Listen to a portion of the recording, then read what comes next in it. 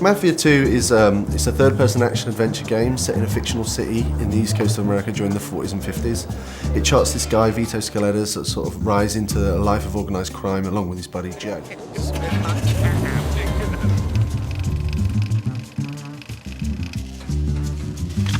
What is it that you want?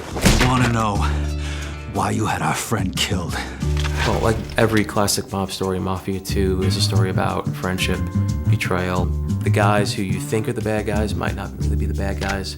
Your best friend might be the bad guy. The thing that's really important to us is this sort of cinematic storytelling that the guys here at 2K Czech can sort of achieve. Something we're really proud of, something we've invested so much time and effort into making sure it's perfect. A na tom vlastně stavíme. We want to present the whole game in a Hollywood film-like style, and visually it looks amazing, but it's the story that's the most important thing for us. It starts off with, it's just about Vito, and then the first guy you meet is Joe. He's Vito's best friend, and then you'll meet Vito's mother and sister right away. Vito, my boy. My boy's home.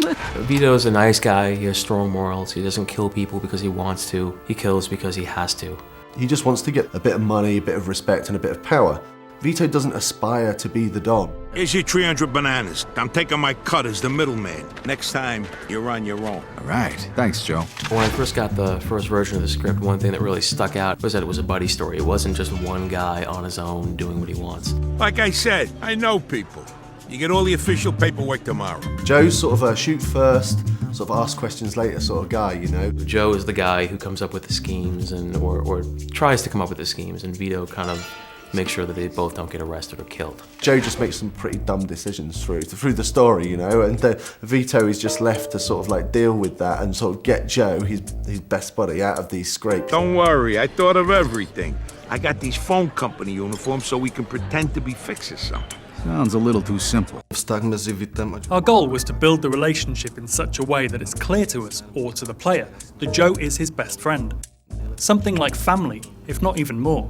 We'll find you a job where you can make good money without killing yourself, all right? Music to my ears. Besides Joe Barbaro, there's a lot of other characters that Vito meets and interacts with and becomes friends with throughout the story. The first real mob guy you meet is a guy named Henry Tomasino, who gives you kind of your first big break.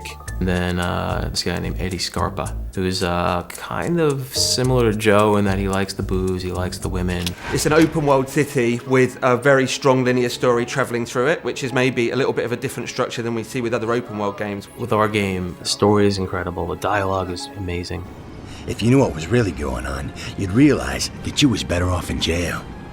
But that don't matter now anyway. What we wanted to chart was this guy's rise through the ranks of the Mafia. The Mafia is pulling the strings. If you're ordered to do something, you have to do it, even if you don't agree. Otherwise, you won't survive, or you might lose a friend, or even your family.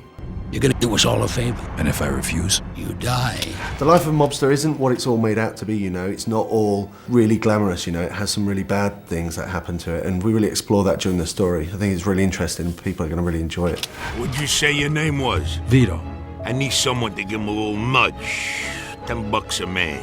What if someone makes a fuss? Well, then you'll have to convince him otherwise.